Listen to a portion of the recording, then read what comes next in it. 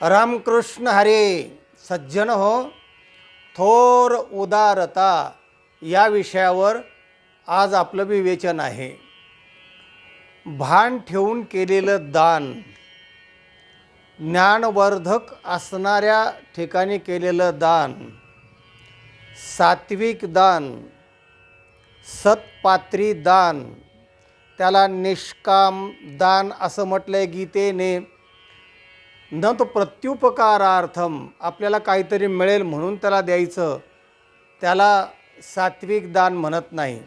निष्काम दान, असे दानाचे अनेक प्रकार असणारे आणि जे का रंजले गांजले अशा ठिकाणी दान करणं, असा एक उदाहरणाने विषय आपल्यासमोर मांडणार आहे.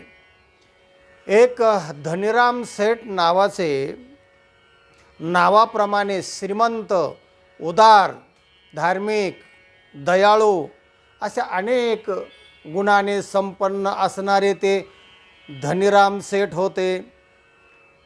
त्यांना एका विधवेची माहिती मिळाली, एकुलता एक मुलगा, आणि ते आपली लोकाची धुणे भांडे करून कसं तरी त्या दोघांचे उदरनिर्वाह ती भागवीत असायची. गरीब आणि कष्टाळू ती होती.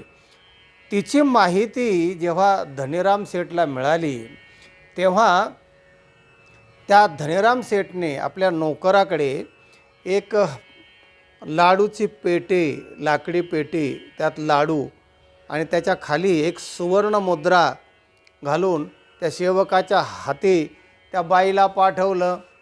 म्हणजे याला म्हणतात दानाची गवगवा न करता, दानाचा गवगवा न करता, अवडंबर न करता त्या बाईची गरज भागावी आणि तिला अडथळे येऊ नये, तिच्या कामामध्ये सुसह्य व्हावी, मुलाचं शिक्षण त्याला मदत व्हावी, म्हणून त्याने अशी एक युक्ती केली की ती गरजू बाई आहे, त्यामुळे ती बरोबर ही सुवर्णमुद्रा मोडील आणि ते करील, आपल्याला ती परत देणार नाही, कारण गरजावंताला अक्कल नसते असं म्हणतात.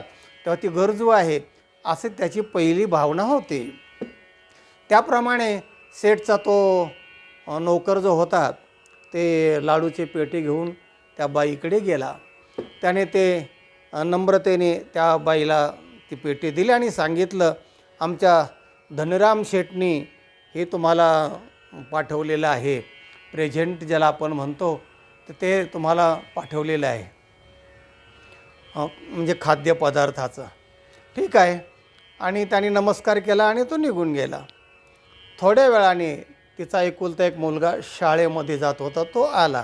मग ती कामातून थोडी निवांत झाल्यावर त्याने सांगितलं, बाळू इकडे ये बघ बाळ, हे पेटे उघड, काय सेठनी पाठवले बघ, आपले ते नगर सेठ आहेत ना, धनीराम सेठ, हां, तर त्यांनी हे बघ काय. तर ते उघडलं, तर लाडू होते, अगदी भारी दर्जाचे, सकस आणि गोड असे लाडू. त्या दोघांनी लाडू खायला सुरुवात केली. लाडू संपत आहे तर ती अंगठी खाली सुवर्णमुद्रिका चमकली. अरे म्हणलं, इथं सोन्याची अंगठी दिसते आहे, चुकून सेठजीची अंगठी इथं आली असावी असा त्यांचा समज झाला.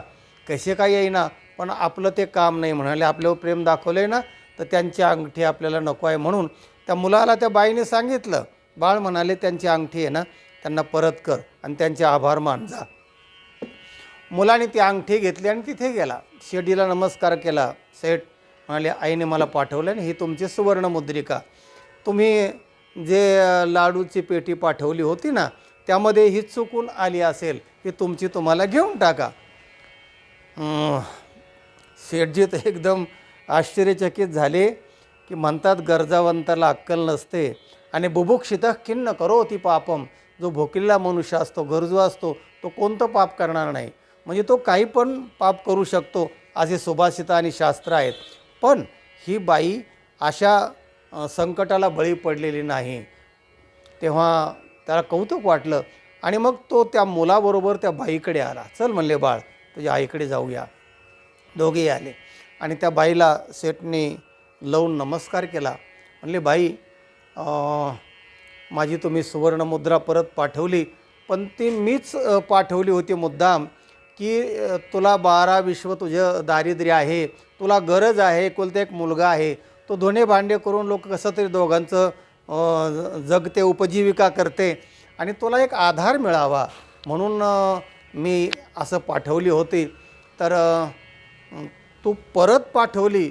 हा जो तुझा प्रामाणिकपणा आहे, तुझं जे सामंजस्य आहे आणि तुझा खरोखर सदाचार आहे, तो आचार परमो धर्म म्हणतात तसा तू तो धर्म पाळलेला आहेस.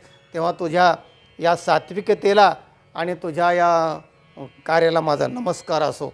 असा सेठने नमस्कार केला आणि त्या बाईला सांगितलं, बाई मी या नगरीचा धनीराम सेठ मला म्हणतात आणि मी जसा आहे तसा दयाळू पण आहे. मला तुझी दया आली म्हणून मी ती युक्ती केली, पण माझी ती फसली. तर तू काळजी करू नकोस. हा मुलगा आहे ना तुझा, शिकतोय ना शाळा, त्याचं सर्व शिक्षण मी करेल. अगदी त्याला नोकरी लागेपर्यंत, नोकरी लागली तरी त्याला त्याचा पगार जमा होईपर्यंत मी त्याला शिकवेल. तू अजिबात काळजी करू नको. फक्त दोघांचा उदरनिर्वाह करण्यापुरतं तुला जे काय करता येईल ते कर. काही अडचण भासली तर मला सांग. माझा आदर्श हा मुलगा घेईल आणि माझ्यासारखंच पुढं कोणाला तरी तो उपयोगाला पडेल, असं त्या सेठने त्या बाईला सांगितलं. आणि तू काळजी करू नको, तुझ्या मुलाचं शिक्षण माझ्याकडे आजपासनं.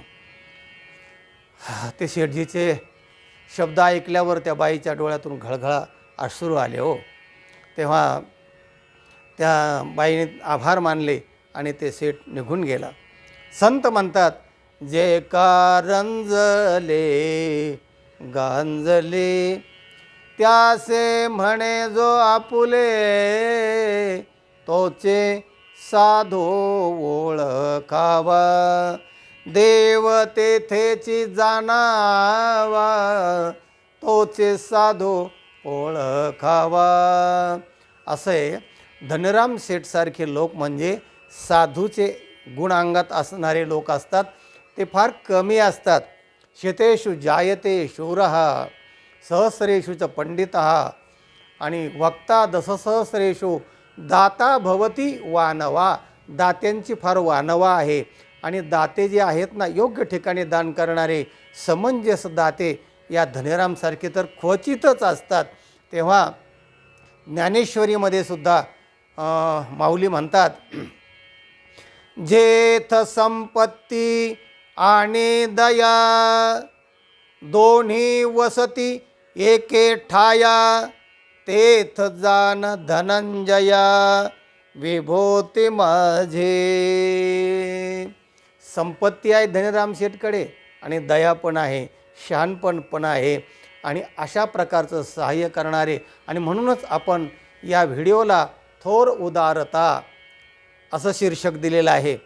हा व्हिडिओ इतरांना पाठवा. चॅनलला ज्यांनी सबस्क्राईब केलेलं नाही त्यांनी जरूर सबस्क्राईब करा. ज्ञानाचे मुद्दे ऐकत राहा आणि आपणाला जर काही लोकांच्या उपयोगी पडता आलं तर जरूर पडा. ही प्रेरणेसाठी हा व्हिडिओ आहे. रामकृष्ण हरी.